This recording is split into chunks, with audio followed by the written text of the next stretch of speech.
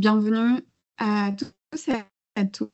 Je suis Mathilde, responsable contenu chez IQ Manager et j'ai le plaisir aujourd'hui d'être accompagnée de ma collègue Kathleen que je vais laisser se présenter. Moi, c'est Kathleen, je suis responsable commerciale pour IQ Manager, anciennement gestionnaire de projet. Je suis ravie de faire ce webinaire avec vous aujourd'hui. Aujourd'hui, on va vous présenter les 5 piliers pour une gestion de stock efficace et sécurisée en labo. Donc, on va commencer par une petite mise en contexte. Ensuite, on passera directement dans le vif du sujet avec Kathleen. On vous montrera quelques exemples et ensuite, on passera à la conclusion et aux questions-réponses. Je vous propose de rentrer directement dans le vif du sujet. Est-ce que vous vous êtes déjà demandé combien d'heures vos équipes perdent chaque semaine à chercher un réactif ou même à vérifier manuellement des dates de péremption? Ou même quand un audit tombe, combien de démarches ou de dossiers papier vous séparent de la preuve que chaque réactif utilisé est conforme? Les questions ne s'arrêtent pas là. Après 5, 10 ou même 15 ans, que devient votre échantillotech? Est-ce que c'est un outil de traçabilité ou plutôt un gouffre financier et logistique? Et si on regarde encore plus largement, vos commandes suivent-elles un processus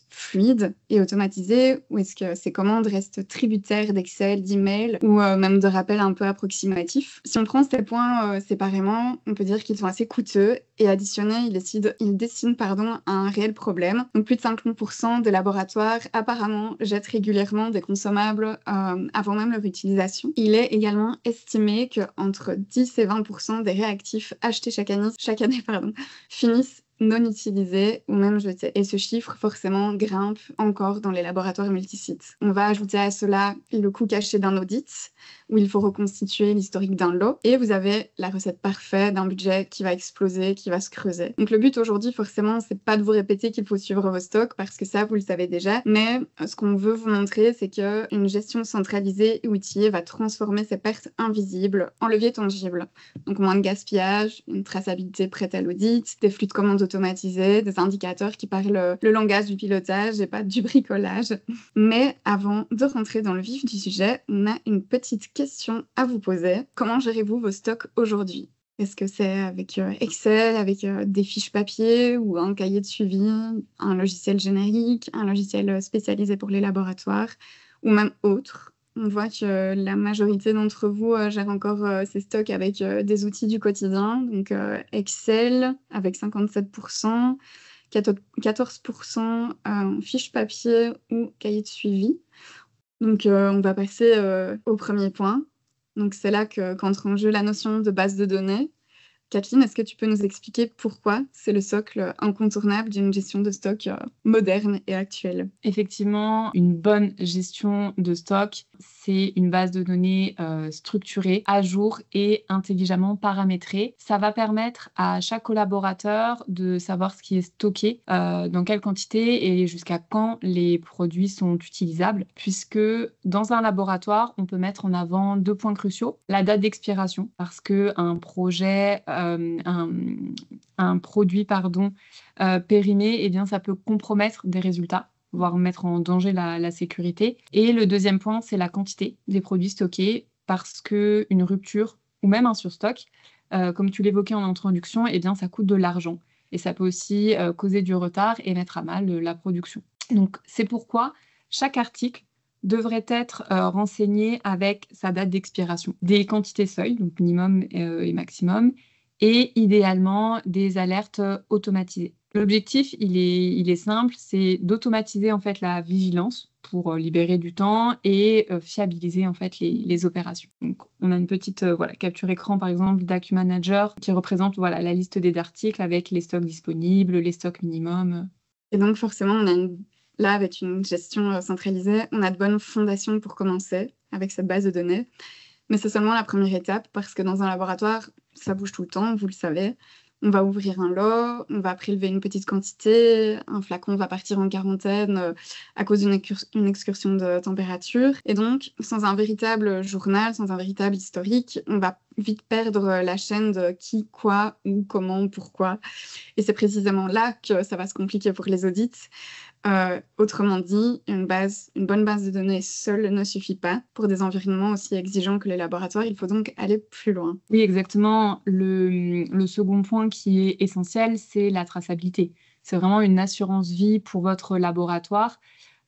puisque, comme tu le disais, tout doit pouvoir être justifié. Et donc, une bonne gestion de stock, ça va permettre de suivre les entrées et les sorties de produits avec les numéros de lot, les fournisseurs, de pouvoir voir leur affectation à des analyses, à des utilisateurs, et aussi donc leur localisation précise et les différents mouvements qui ont pu avoir lieu. On peut prendre l'exemple, et certains d'entre vous sont peut-être dans ce cas-là, d'un laboratoire qui est accrédité ISO 17025. Eh bien, en cas d'audit, vous devez pouvoir montrer qu'un réactif qui a été utilisé sur un lot d'échantillons eh bien, était bien conforme, non périmé et stocké dans des bonnes conditions. Sans un outil numérique, je l'ai vu aussi dans des projets, et certains pourront peut-être l'indiquer aussi, c'est complexe, alors qu'avec un logiciel adapté, eh bien, un clic suffit pour remonter tout l'historique. Donc on passe vraiment d'une gestion subie à une gestion active et maîtrisée. Et justement, en parlant de gestion maîtrisée, tu m'avais déjà parlé d'un client qui avait justement gardé ses échantillons un certain nombre d'années pour la traçabilité et qui disposait d'un local, mais qui passait un temps fou à rechercher justement une pièce quand il devait la ressortir et qui procrastinait le tri de son local, ce qui rendait les choses de plus en plus compliquées. Oui, donc effectivement, chez ce client, donc, il gardait les échantillons, comme tu le disais, pour des raisons de traçabilité ou de contrôle qualité. Et donc, un point qui est souvent négligé, on le remarque dans les laboratoires concernant cette gestion de stock, c'est vraiment l'échantillotech. En fait, ce qu'on a fait pour ce client, c'est qu'on a mis en place une gestion précise de la typologie des échantillons, de leur durée de conservation, puisqu'évidemment, la durée varie en fonction des normes, des projets ou même du client, et donc de leur localisation, conditions de stockage, état de conservation. Donc l'échantillotech, c'est plus qu'un simple tableau Excel.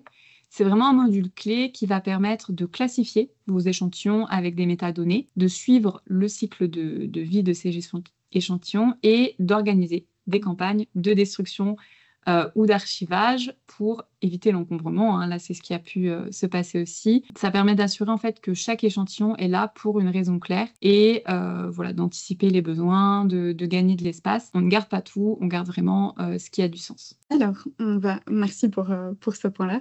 On va passer à un petit sondage. Seriez-vous intéressé par un outil qui interface vos données de stock à vos autres logiciels? Oui ou non?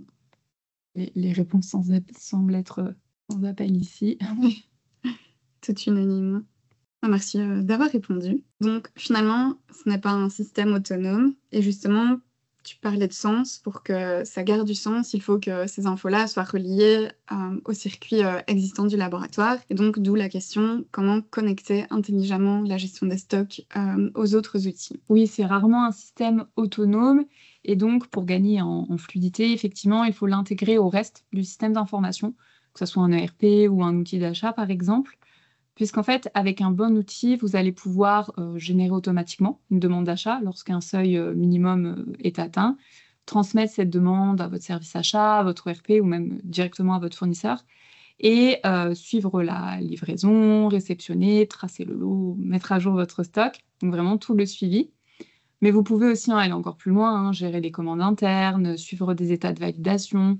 Le but, c'est vraiment en fait de diminuer un peu cette part administrative et bien de diminuer les erreurs et d'avoir un flux plus rapide. Donc, ce qu'on remarque quand on a une bonne gestion de stock qui est connectée par exemple à un outil dédié, c'est qu'on transforme en fait le goulot d'étranglement en une chaîne qui est fluide et contrôlée. Mais comment ça va se traduire exactement dans un logiciel ou dans le logiciel LIMS, par exemple? Alors oui, tu as raison. Ici, je parle de se connecter avec un logiciel déjà en place, mais notre LIMS Acuity Manager peut aussi être autonome sur ce point. Donc, comme vous le voyez à l'écran, on a un menu qui est dédié à la partie commande, avec lequel vous allez pouvoir gérer donc des demandes d'achat internes, des demandes de prix à vos fournisseurs et pouvoir gérer tout votre flux de commandes, relance de vos fournisseurs, réception et gestion des factures également reçues. Vous allez également pouvoir avoir des alarmes donc sur les stocks minimum atteints, sur les produits dont la date d'expiration est atteinte, par exemple. Et vous allez pouvoir avoir aussi des statistiques, mais on en parlera dans le point juste après. Justement, quels indicateurs on va pouvoir suivre pour faire du stock un vrai levier de performance? Alors oui, effectivement, je pense que le mot levier de performance est exact. Ce qu'on a vu précédemment, ça permet donc voilà, d'avoir vraiment une bonne gestion de stock. Mais en fait, on va pouvoir aller encore plus loin, par exemple en anticipant les besoins ou en optimisant les coûts. Et ça, on va pouvoir le faire grâce à des indicateurs. On peut avoir vraiment tout un tas d'indicateurs différents possibles, mais ici, on vous donne quelques exemples. Donc, le taux de rupture pour les produits périmés, jetés, les délais entre la commande et la réception, donc pour pouvoir voilà, anticiper les besoins à temps. La rotation des articles, voilà. Donc, c'est vraiment différents exemples. Dans AQ Manager, on a aussi la possibilité de faire des tableaux de bord. C'est des tableaux de bord qui sont entièrement personnalisables. Donc ici, c'est vraiment des exemples qu'on vous montre. Mais on peut avoir des KPI sur les sorties de stock. Donc, voir à quel moment est-ce qu'on sort le plus de produits ou de consommables, quels sont les consommables en question. On peut aussi avoir des analyses par fournisseur. Donc, on parlait d'optimiser les coûts.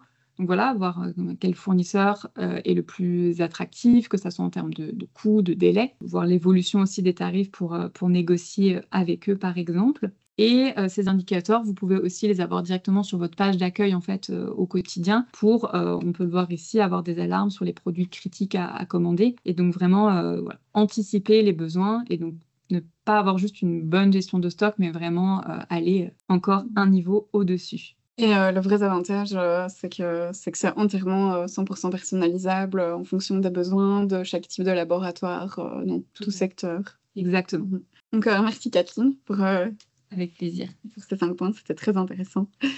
Donc on passe à la conclusion. La gestion de stock en laboratoire, on pourrait la réduire juste à une question de logistique ou de conformité, mais en réalité, ça va bien au-delà. Donc chaque donnée de stock va raconter une histoire.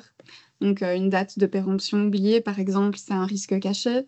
Une commande déclenchée trop tard, c'est un retard qui se propage. Un échantillon conservé trop longtemps, c'est un espace saturé forcément qui va coûter cher, et plus cher qu'on ne le pense. En clair, vos stocks deviennent un vrai miroir de votre organisation. Il va révéler les points faibles, mais aussi les apprentissages, les marges de progression. Et donc, quand ils sont connectés aux bons outils et accompagnés de bons indicateurs, comme l'a dit Kathleen précédemment, ils cessent d'être un poste de dépense et ça va devenir vraiment un levier stratégique. On va avoir moins de gaspillage, plus d'anticipation et une vision plus claire des priorités. Pour pouvoir continuer cette réflexion, 3 pistes, on va dire, de réflexion immédiate. Vous pouvez télécharger notre brochure sur la gestion de stock et les échantillons dont on vous fera parvenir le lien après ce webinaire. Vous pouvez aussi prendre contact avec nous. Donc, vous voyez à l'écran l'adresse mail qui s'affiche pour discuter de vos enjeux spécifiques et pourquoi pas aussi avoir une démonstration plus poussée de notre outil avec une vision plus globale pour voilà, vraiment échanger sur vos cas concrets. Et merci à tous et à toutes pour votre écoute. Donc, si vous avez des questions, n'hésitez pas à les poser dans le chat. On va y répondre tout de suite. Alors, la première. Alors, sur la compatibilité avec LabGuru, donc nous, on a pour habitude de s'interfacer avec énormément de logiciels ou même des appareils de laboratoire. Voilà, aujourd'hui, ça peut même se faire via des API. Donc, pour moi, pas de problème à s'interfacer avec LabGuru. Est-ce qu'on a une version de démo? Oui, on a des versions de démonstration.